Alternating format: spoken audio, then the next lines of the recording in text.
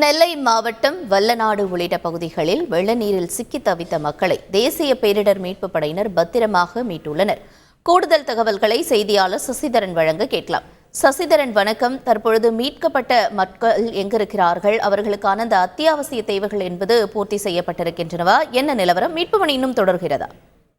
தென் மாவட்டங்களில் தொடர்ந்து பெய்து வரும் கனமழையின் காரணமாக கன்னியாகுமரி, தூத்துக்குடி, தென்காசி உள்ளிட்ட பல்வேறு மாவட்டங்களில் பொதுமக்களின் இயல்பு வாழ்க்கை வெகுவாக பாதிக்கப்பட்டிருக்கிறது.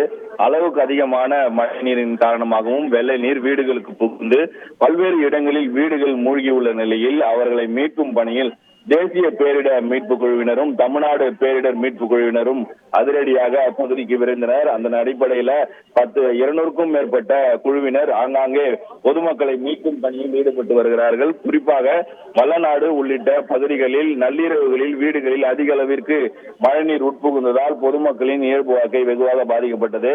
அது மட்டுமல்லாமல் திருநெல்வேலி, தூத்துக்குடி, தென்காசி உள்ளிட்ட பகுதிகளில் டவுன் பகுதிகளில் மட்டுமல்லாமல் கிராமப்புற பகுதிகளில் அதிக அளவில் தண்ணீரில் வீட்டிற்குள் வசிக்க முடியாத சூழ்நிலை ஏற்பட்டது.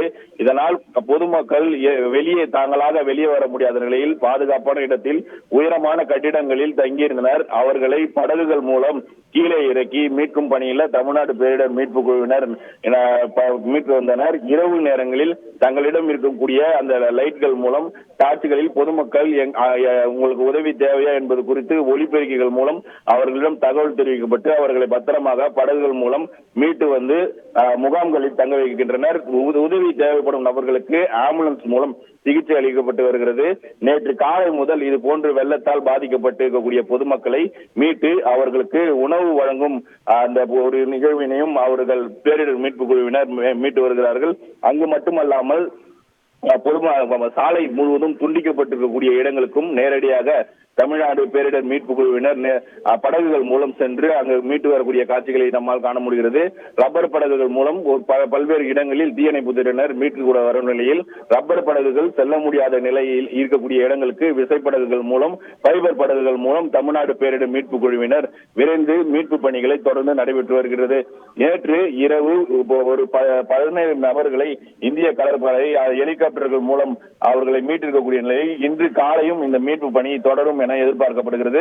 தூத்துக்குடி கடலோர பகுதிகளில் 3 ரோந்து கப்பல்கள் நிற்க வைக்கப்பட்ட நிலையில் அந்த கப்பல்களில் இருந்து ஹெலிகாப்டர் மூலம் அவர்களை மீட்கும் பணி இன்று காலையும் தொடரும் என அதிகாரிகள் தரப்பில் தகவல் தெரிவிக்கப்பட்டிருக்கிறது.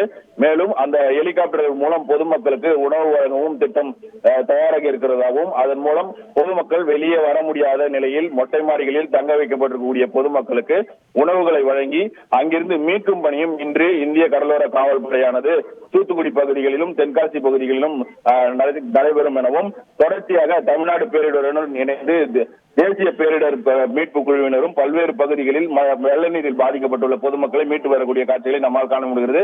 இந்த மீட்பு பணியானது இன்று காலை முதலே நள்ளிரவு முதல் தொடர்ந்து வரும் நிலையில் மற்ற குழுக்களும் இன்று காலை முதல் திருப்பி மீட்பு பணியில் ஈடுபடுவார்கள் எனவும் எதிர்பார்க்கப்படுகிறது. இப்ப வல்லநாடு அந்த பகுதி மட்டும் இல்லாம நெல்லையில மற்ற ஏதேனும் பகுதிகளிலையும் இந்த மீட்பு பணி என்பது தொடர்ந்து வருகிறதா? சசிதரன், அதை பற்றிய தகவல்கள் என்ன? வல்லநாடு சுற்று வட்டார பகுதிகளில் வீடுகளுக்கு முழுவதும் மூழ்கி இருக்கக்கூடிய நிலையில் பொதுமக்கள் அங்கு என்ன செய்வது அறியாது என திகைத்திருந்தனர். அவர்கள் உயிர்களை பாதுகாக்க வேண்டும் அடிப்படையில் தமிழ்நாடு மீட்பு குழுவினர் 30க்கும் மேற்பட்டோர் அந்த மழை தேங்கியுள்ள வெள்ள நீரில் நீந்தி சென்று படகுகள் மூலம் அவரை மீட்டு வரக்கூடிய காட்சிகளே தான் நம்ம காண முடிகிறது. பொதுமக்கள் அதிக அளவில் அங்கிருந்து அந்த வெள்ளநாடு பகுதியில் சுற்றுவட்டார பகுதியில் இருக்கக்கூடிய 100க்கும் மேற்பட்ட குடும்பங்கள் நள்ளிரவு முதல் தொடர்ந்து அதிகாலை வரை அவர்களை மீட்டு வந்திருக்கிறார்கள். அது மட்டுமல்லாமல் அதற்கு தாண்டி இருக்கக்கூடிய கிராமங்களையும் சேர்ந்த பொதுமக்களையும் மீட்கும் பணி தொடர்ந்து நடைபெற்று வருவதாகவும், காலை அதாவது 8 மணிக்குள் அங்கு இருக்கக்கூடிய சுற்றுவட்டார பகுதிகளில் இருக்கக்கூடிய அனைத்து பொதுமக்களையும் மீட்டு முகாம்களில் தங்க வைக்கும் பணி முடிவடையும் எனவும், அது மட்டுமல்லாமல் அவர்களுக்கு தேவையான மருத்துவ உதவிகளும் உணவு உள்ளிட்ட பொருட்களையும் வழங்கி வருகிறார்கள். முகாம்களில் தங்க வைக்கப்பட்டிருக்கும் பொதுமக்களுக்கு தேவையான அனைத்து உதவிகளையும் மாவட்ட நிர்வாகம் செய்து வருகிறது. இது மட்டுமல்லாமல் தமிழ்நாடு பேரிடர் மீட்பு குழுவினரும் அவர்களுக்கு தேவையான உதவிகளை மீட்டு வருகிறார்கள். அங்கிருந்து மீட்கும் போது யாராவது உடல்நிலை பாதிக்கப்பட்டிருந்தால் உடனடியாக அவர்கள் ஒலிபெருக்கிகள் மூலம் ஆம்புலன்ஸுக்கு தகவல் தெரிவிக்கப்பட்டு சம்பவ இடத்தில், அதாவது மேடாக இருக்கக்கூடிய பகுதிகளில் ஆம்புலன்ஸ் வந்து நிக்க வைக்கப்பட்டு அவர்களுக்கு முதலில் முதலுதவி சிகிச்சை அளிக்கப்பட்டு அதுக்கப்புறம் மருத்துவமனைக்கு அழைத்து செல்லப்படுகிறார்கள். மற்ற நபர்கள் படகுகள் மூலம் கரைக்கு கொண்டு வரப்பட்டு அங்கிருந்து பெரிய வாகனங்கள் மூலம் முகாம்களில் கொண்டு சென்று தங்க வைக்கப்படுகிறார்கள். உங்களுடைய விரிவான தகவல்களுக்கு நன்றி சசிதரன். செய்திகளை உடனுக்குடன் தெரிந்து கொள்ள உடனே சப்ஸ்கிரைப் பண்ணுங்க.